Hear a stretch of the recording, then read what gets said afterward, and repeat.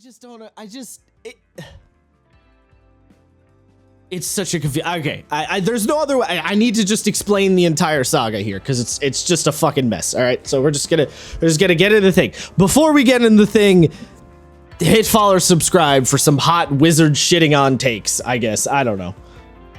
Hit follow or subscribe. That's yeah. Okay.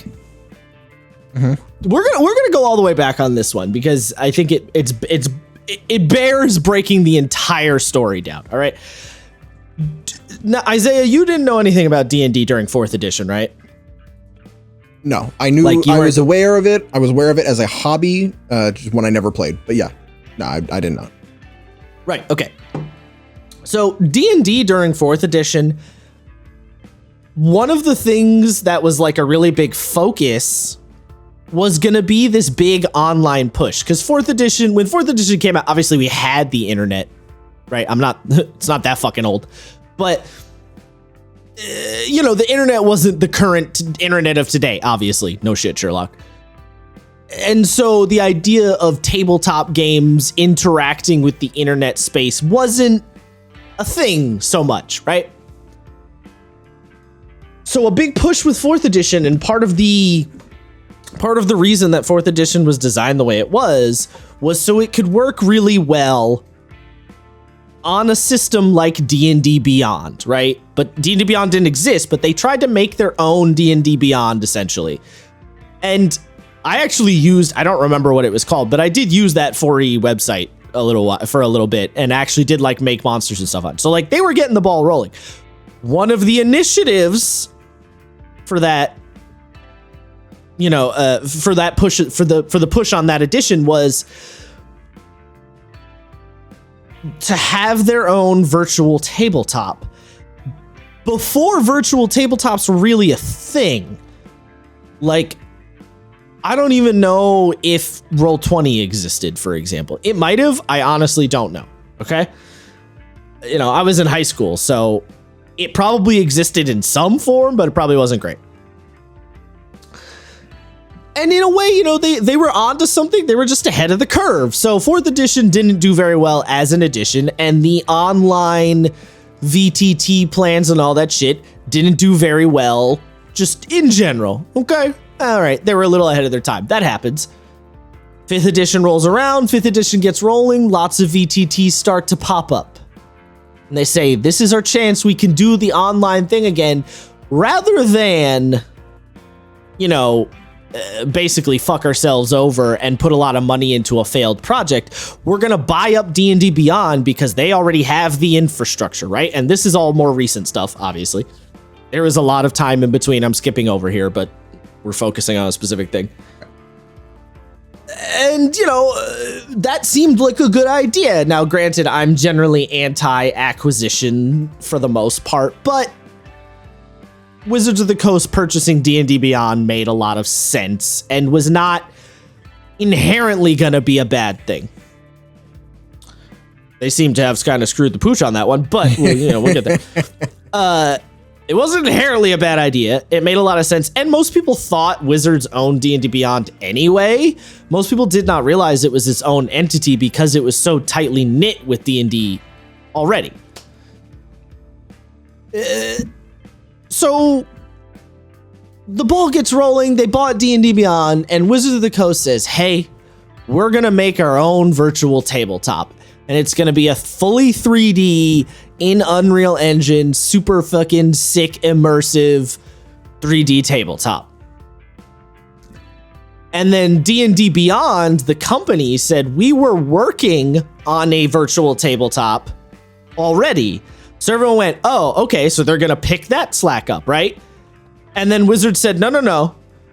The 3D virtual tabletop we're working on is separate from the thing D&D Beyond is doing. In which point everyone, including us, went, well, that's a little silly. Why would you not just use the thing D&D Beyond was already working on, right? Couple more months or however long later, I don't remember the exact timeline here, D&D Beyond says, hey, we have D&D Beyond maps. It's the virtual tabletop we were working on. We're releasing it in an alpha state. They were very clear it's very unfinished, which it was when it came out and still is. D&D Beyond Maps is still in beta. And everyone went, oh, so the 3D thing is dead? And Wizards said, no, we're still working on the 3D one.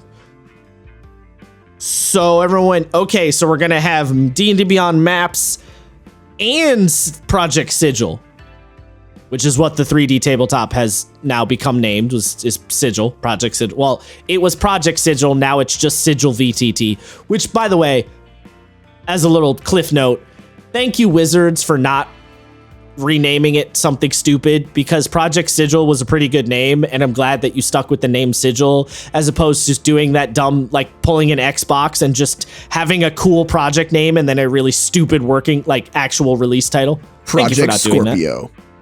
Yeah. Like, could you imagine if it was just like 3D Wizards Top or some shit? Yeah. Wizards VTT. Or just, like, thank you for calling it Sigil VTT. I like that it kept its interesting name. That was fun. I like that it's tied into the, the lore of D&D. That's fun. So everyone went, okay, so D&D Beyond Maps and Project Sigil are going to exist in simpatico alongside each other. Okay, fine. And we did a whole episode talking about this because I was so confused when D&D Beyond Maps dropped, because I was like, why are you trying to do both? Well, maybe turns out that the reason they were trying to do both is they didn't have a lot of confidence in Sigil VTT. And Maps was kind of a backup plan, maybe. That might be what the situation here is. It really could be. Yeah. Yeah. It might be. I don't know. That's me speculating. I don't have any information on that one. So recently, as in a couple of days ago, I forget exactly what date. Let me see if I can find it really quick. LinkedIn, please help me here. 2 weeks ago. Yeah. Okay. So around March 4th or 5th, they released it, I think. Hold on. Let me just double check just for the sake of... Okay, nothing's going to give me an answer on that one. Hold on. We're doing it live. February 27th? That doesn't sound right. Project Sigil officially launched. Count free... Okay, February 27th is what this article is saying. That sounds a little too early, but maybe that's around the right time zone. So the last 2 weeks or so, they released Sigil VTT. Okay.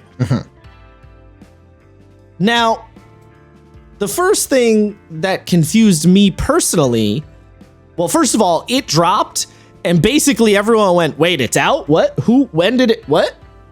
Because they basically just dropped it out of nowhere. It did feel just sort of like, hey, by the way, it's out. It just appeared. It's like, whoa. Yeah. And then, now, you might say, okay, well, Wizards did mention they were going to do a beta, so maybe this is the beta, right? Maybe. Maybe? Really, jury's out on that one. The jury's out on that one. And you might say, Josh, what do you mean? That's a ridiculous statement. Is it in beta or is it not in beta? I don't fucking know, because nothing. So D&D Beyond has an article about it, and there's a web page dedicated to it on D&D Beyond. Neither of those things say that it's in beta. The quick start guide, which is a PDF that gives you a brief rundown on how to use Sigil VTT, doesn't say it's in beta. Everybody online keeps saying it's in beta. None of the marketing is saying it's in beta.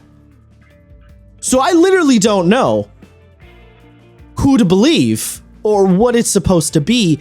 And it has like system requirements and an FAQ and all that shit.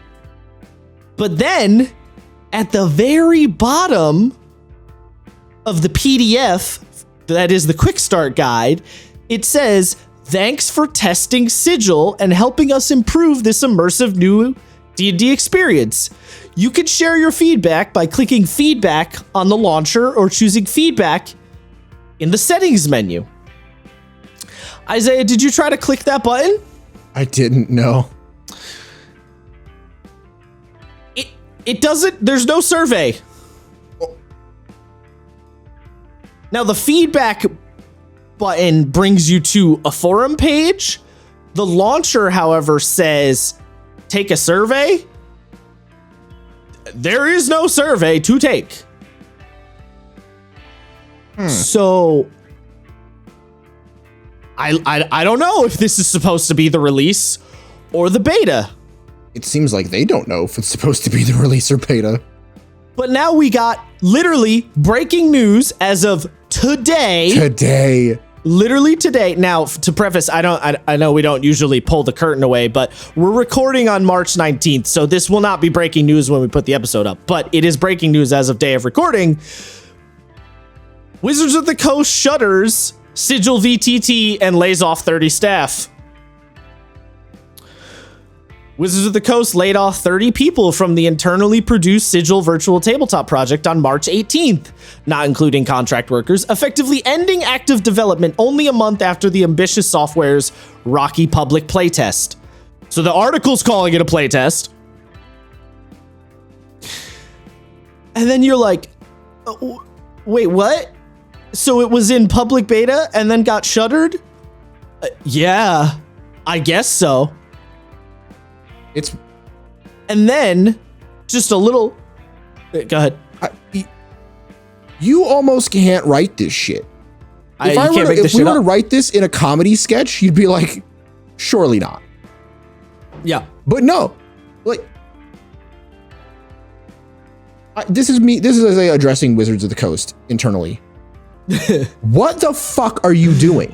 What are you up to, dude? Genuinely, what the fuck are you doing? Yes. This was like, I try really hard not to be the shit on Wizards guy. I've called Josh out about it on podcasts, like, hey, maybe we shouldn't do this. Yeah. What the fuck are you doing? Why is it every single goddamn fucking time that Wizards does anything that you're like, you know what? Maybe this could be cool. They might be winning me back. You know, they called the Pinkertons on a fucking innocent civilian. Sure, that's evil. And then you're like, oh no, right. Fuck you, Wizards. Genuinely, from the bottom of my heart. Go fuck yourself. So, just to add one little cherry on top. So there was a member of the Sigil team, Andy Collins. It says he was the senior game rules specialist. I don't really know what that means in terms of his position on the project, but whatever. So he posted on LinkedIn 2 weeks ago, or a little over 2. I don't think LinkedIn does exact dating on its posts, if I remember correctly. Yeah, no, it doesn't. Yesterday, we launched our public beta for Sigil. Okay, so he called it a beta. So I think it was intended to be a beta. That's what I'm going with. It seems that way. I've been working on this with this team for 10 months, and the momentum we're showing right now is amazing. Follow the link below to download and try out the new experience, and join our Discord to provide advice on how we can improve and iterate on the coming months. You can jump in and explore with a free D&D Beyond account, experimenting with our basic dungeon builder kit and custom minimaker. Master tier subscriptions can host multiplayer games and have access to more toys. Okay. Today, approximately 30 talented developers, 90% of the team, were laid off from the Sigil team at Wizards of the Coast, including yours truly. I'm disappointed we didn't get to continue working toward the full experience that we imagined, but happy for the opportunity to work on an intriguing challenge with so many smart, dedicated folks. I wish my former colleagues success in their future endeavors. I'll also be pulling for the crew left behind, who will do their best to keep improving and iterating the experience we shipped last month. So it's not shuttered. But it is shuttered. But it's not shuttered. But it is shuttered. But it is shuttered. Yeah. they kept enough. It seems to be they kept enough people to. I think I saw an article somewhere else that said they kept enough of a skeleton crew to keep it functioning.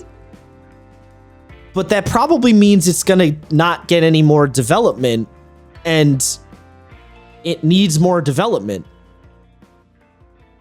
Like badly.